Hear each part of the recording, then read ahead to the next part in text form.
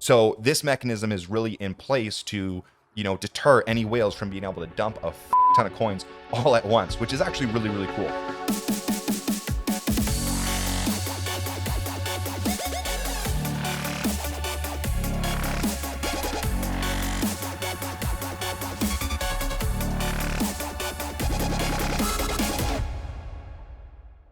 Hey everyone, Ross here with the Degen project. Welcome back to my channel. Really appreciate you swinging in here. Today's video is going to be pretty cool. So the whole purpose again of this channel, the Degen project, is to kind of highlight a lot of DeFi projects in the crypto space that are probably a little bit more riskier than what the traditional investing should be done, which is the whole purpose of this. Just degenerate investing at its finest. So with that being said, I have a project today that is extremely high yield. It is a rebase protocol that is very, very early. They're just doing their pre-sales right now. They're going to have a public pre-sale in a few days here.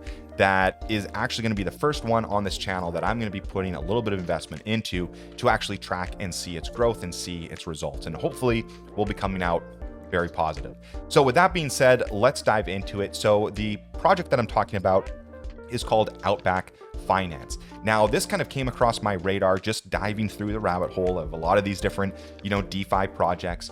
And someone had mentioned the Outback Finance project. And the more I looked into this, it seemed a little bit, interesting. So the whole nuts and bolts on this, like the short and sweet version of this, is that they are basically doing a very similar, project as far as how the rebase works and everything like that, and the tokenomics compared to Sphere Finance, the taxes, everything like that, dynamics tax, and so on. And they're actually getting advised by Simsala, one of the the core admins of the Sphere Finance project. So with that being said, it was actually very cool because Sphere is a project that's just been absolutely taking off, and it's been having some phenomenal growth over the last few days since its launch, few weeks, I should say.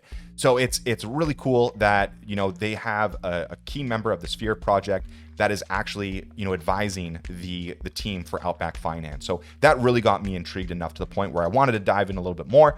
And since reading up on this and hanging out in the Discord a little bit, I've decided, this is going to be the first project that I'm going to degen into and ape into this and put a little bit of money into it during the pre-sale launch. So with that being said, let's dive into it. Let's pull up the white paper. Let's kind of go through everything like that. So they do have some information here. So when you go to their website, actually, I'll start with this. There isn't a whole lot of stuff here. They're doing a pre-sale right now for the whitelist. Some people got missed on the contract, so they've got like a bailout, I believe, for other people to go in and be able to buy. I think they've accumulated over $600,000 in sales so far. So a lot of hype, a lot of people interested in this project, and they haven't even done the public launch yet as well. The public pre-sale before the actual launch. So a lot of hype already in this, a lot of people getting involved and investing into this project. So I'm really excited to see where this is going to go. Now, with that being said, again, I'm not a financial advisor. I still think that all these projects are extremely, extremely high risk. If you're looking at investing into any of these projects, please only do it with, profits that you've taken from other investments or anything like that. Do not put in, the money that you need for rent next month, because there's a good chance that this could possibly flop with any of these projects.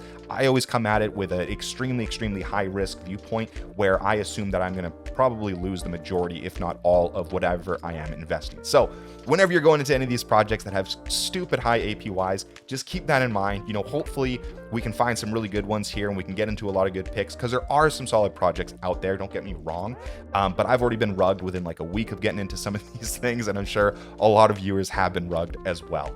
So with that being said, again, let's dive into the white paper. Let's take a look. So Outback Finance, we're going to go through some stuff here real quick. So the APY on this is extremely high, right? It's 300,000% per year. So it's 2.2% per day. And again, this is a rebase token, as in when you buy the tokens, you don't have to go onto a DApp and actually stake them or actually stake them anywhere. They just sit in your wallet and you get a rebase percentage every day. This one is actually rebasing, I believe it was every 10 minutes or 15 minutes. It says it somewhere here, but it's actually rebasing fairly quickly to the amount of roughly 2.2% ROI on a daily basis, and it auto compounds as well. So really high yield potential here. And with that, again, rebase tokens, it's hyperinflationary. So hopefully the coin, price goes up after the launch, something like what Sphere's done, which has absolutely been insane for the people who got in super early. And that's what I'm hoping Outback does as well and follow suits. Again, they've got a massive community built already. They've already raised a ton of funds in their whitelist pre-sales. So when the public pre-sale goes live as well, I'm expecting a lot of people to jump into that and make some investments. That's what I'm planning to do myself as well. So the goal, this is something, it's kind of like rinse and repeat with any of these DeFi projects. If you look at it, provide a long-term store of value for users and to return, a high intrinsic value to users of the protocol through the steady APY and large treasury. The Outback Finance team aims to bring value to its investors beyond the RU token. So they're going to be getting into some other things as well. They don't really go into a whole lot of details here, but they're looking at making investments into other things outside of just the RU token to really kind of give back rewards. By the way, the RU token is, of course, the name of the token for the Outback Finance project. So who's running, the Outback Finance team? There's a front-end developer, back-end developer, smart contract developer, community manager, and marketing specialist. The team has extensive knowledge in the DeFi space. In addition, the team's worked with previous projects. That being said, they've seen what's been successful in the space and what has not been successful.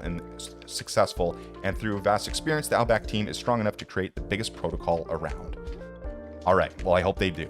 So how it works, staking via fixed APY. Again, this is a rebase token. So you basically purchase tokens, you hold them in your wallet, and it does the rebase consistently to average around 2.2% per day. Again, rebases will occur every 30 minutes, right? So every 30 minutes, you're going to get more tokens in your wallet. And every 30 minutes, it compounds again, and it compounds again for an average of 2.2% on a daily basis. Now, there is no deflationary mechanism really in this program too much. There is by like dynamic tax, which we'll get into a little bit, and a lottery system. I personally am a big fan of any kind of burning mechanisms to reduce the overall supply of the token. That's just a great deflationary mechanism, especially when you're literally inflating the total coin supply by 2.2% on a daily basis compounded. That's going to massively increase the total supply, and it's extremely inflationary. So this is where people win as long as there's more money flowing into the project and more people joining the project and buying and consistently adding buy pressure to it.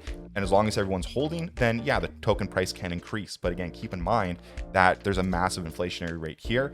And depending how the project goes, the price could be dwindling, but you could recoup your losses in the price lowering by the gain tokens through the compounding mechanism, right? So that's kind of the pros and cons of the rebase kind of tokens.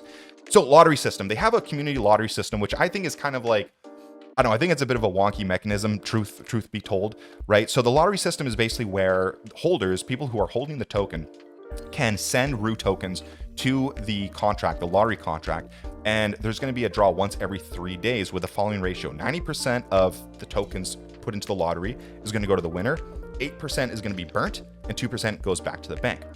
Now, the reason why I think this is a little bit silly is because, first of all, a lot of these projects, it's extremely high risk to begin with, right? When you're investing in any of these APY projects that are like 100,000% plus, it's extremely risky, right? There's a good chance that you can lose some money. There's also some chance that you might be able to gain a little bit and do okay. Kind of depends on timing, right? When did you enter and what was your entry point as well? That being said, with that being high risk as is, a lottery system to me, it sounds fun, right? There's some gamification elements there for the right people. That's a cool, additional thing, a part of the project. But for someone like myself, I'm not really into gambling. The lottery system, maybe I might put one token every 3 days just for the lulz, just to like maybe win it. But I don't really see a lot of people putting a significant amount of what they're holding into a lottery system hoping to win, right? Like that's just even more gambling, right? I think I see a lot of people who are in this DeFi space of buying the token and holding it and just letting it compound and letting it grow. They don't really want to touch it or lose any of it or send it anywhere. But let's say we're at a market cap of $1 million for this project. Let's say, there's 10,000 holders and everyone puts in one coin, right? That's probably going to be like less than 1% of the total supply, right? Is going to actually be put into the lottery system. Now, even if it's say 10% of the total supply gets put into a lottery every day or every 3 days, which I highly doubt, the 8% of it being burnt is like almost negligible, right? Like it's such a small amount out of a lottery system that there's really going to be no price impact on this. So this is where I'm a little bit confused by this, because unless like people are just yeeting like half their bag into the lottery, which wouldn't make any sense at all, this 8% to be burnt is really going to have like no effect on the price as far as I'm concerned, just from the outside looking in. I could be wrong here, but I would like to see something more like, call it like the fire lottery, where it's like a 50-50 draw. 50% goes to the winner, 50 of it gets burnt, right? Like that would be probably have a little bit more of an impact on the overall price. But anyways, that's my thoughts on the lottery system. So long-term growth, they have some tax on both buys and sells, as well as a dynamic tax rate, which is kind of from the Sphere protocol that they've brought in, and they're very transparent about that. Again, they are getting being advised by Sim from the Sphere team, so they're getting a lot of kind of similar strategies that they're implementing in this project, which is really cool. So the Treasury, right? So again, they're kind of doing a Treasury fund where a lot of the taxes, there's going to be some of that is contributing to the Treasury that they can use to kind of grow the funds. They're going to be diversified into a few different things, aiming for about 20% a month, 400% gains annually. Again, how I feel about this, obviously 20% a month in the traditional investment sense, right? 20% a year in traditional investing is like fucking insane. You're a Carl icon, right? Like you're killing it if you can do 20% on an annual basis. But again, I know this is crypto, this is DeFi. The numbers get pretty crazy, right? I myself have done way more than 20% annually in the crypto space with NFTs and things like that. So I understand that some of these numbers can be achieved, but I'm just always skeptical when I see like, oh yeah, we're going to be doing 20% a month. It's like, look, if you can do 20% a month, start a fund and I will fucking put money in and just give me 10% a month. And I will be so happy. You keep the other 10% in profits. If you can actually do these numbers, that's what I would personally love to see as a project, if these numbers can actually be attained. So I'm not going to go any further into this, but this is the dynamic tax system. And so this is basically a system to prevent whales just dumping on the project. So the way it works is if anyone holds a percentage of the total supply. It does have LP here, liquidity pool. I asked in Discord chat and they said, no, it's about its total supply. So I'm not sure why LP is here. Maybe I'm getting my abbreviations mixed up. Pause the recording. I apologize, guys. So a big thing for me is full transparency and full disclosure. And I want to make sure that I get as much information right as possible. During recording, I actually got my question answered in their chat. It is not the liquidity pool, or sorry, it's not the total supply. The way this works is if your sell volume has an impact on the liquidity pool of 1% or 2% or 3% or so on, then you have to pay an additional tax, right? So if you're dumping and the volume that you're selling is going to impact the liquidity pool by 1%, right? Decrease in the liquidity pool by 1% of what it currently has, then you have to pay an additional 5% tax. If it's 2%, then it's 10% tax, 3%, 15%, and so on and so forth. So this mechanism is really in place to deter any whales from being able to dump a fuck ton of coins all at once, which is actually really, really cool. So this is a like Sphere's dynamic taxes. This is kind of something that they implement in their protocol that Outback Finance is adapting and adding into their system. So again, it isn't based on the amount of tokens that you hold. That was my mistake. I got kind of some bad information on their Discord, but it got answered correctly by one of the core team members. It's based on the impact on the liquidity pool. So if you're selling a lot and you're impacting it by 1%, 5% tax, all the way up to a max of 70% taxes. So buy and sell taxes, right? They have other taxes in it as well. 30% buy and transfer tax, 20% sell tax. So what are taxes going to be used for? Here's a breakdown. 20% sell tax, 5% goes to the Treasury, 10% goes to marketing, 10% goes to the liquidity pool. 10% marketing, I would rather see like 5% getting burnt and 5% going to marketing, honestly. 30% buyback tax breakdown, 4% to Treasury, 4% marketing, 5% liquidity pool. Again, maybe change this 2.5 to Treasury, 5% marketing, and the rest 5% burning and the rest to marketing, maybe. Those are my thoughts. Again, I just love burning. I love burning tokens, especially when you got a 2.2% daily yield. You got to burn some tokens. I think burning really helps add buy pressure and helps increase the token price over a long period of time. So launch details are as follows. The whitelist presale is going on right now. So they have 50,000 tokens that are going to be available at the price of 1 cent per token. So they are basically raising $500,000 on this one. I believe they've already hit that. The public presale is going to be happening on the 15th of April. I'll confirm those dates. 35 million tokens at a price of 1.5 cents. And then there's also going to be a team allocation of 50 million tokens split amongst the 5 team members. And it's going to be vested for 90 days. So that's actually going to be, I'm assuming vested for 90 days as in it's going to be locked up for 90 days and they can't actually, it's not going to be released until 90 days after, which I like. Now, I don't know if this is going to be earning the 2.2% on top of these tokens or if they're just frozen and they're not actually gaining any yields. Not sure on that. I would assume they're probably going to be getting the gains as well. Treasury. 50 million tokens are going to be used for marketing, giveaways, burns, and staff members / new developers. Total starting amount is going to be 185 million RU tokens.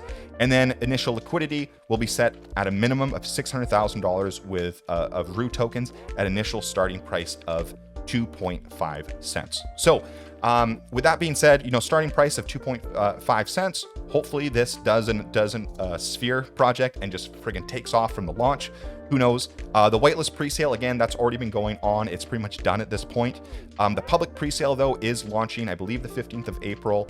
We'll review this, and they have a little presale allocation thing here as well.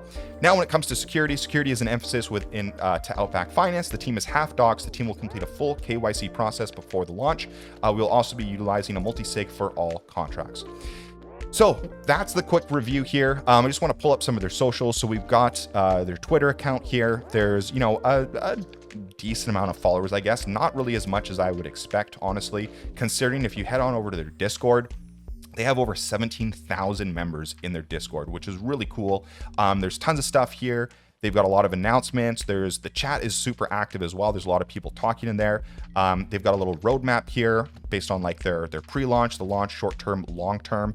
And they also have some of the launch details. So again, public presale is going to be the 15th of April at 1700 hours UTC time. So that's it for this view of Outback Finance. Again, this is one of the projects that I am actually going to be buying. So on the 15th of April, I'm going to be putting a little bit of investment in it. It's going to be the first one for the channel.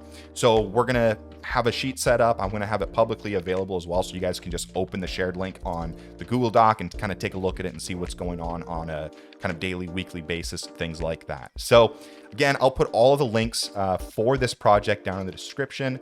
And, I would also love it and really appreciate it if you guys could like and subscribe to this channel. I'm going to have a lot of these type of videos coming out where we're looking at some new projects, degenning into them, aping into them purely for your guys' entertainment. So again, smash that like button, go ahead and subscribe. I would really appreciate it. And you can find all the links to this project down in the description of this video, and we'll see you in the next one.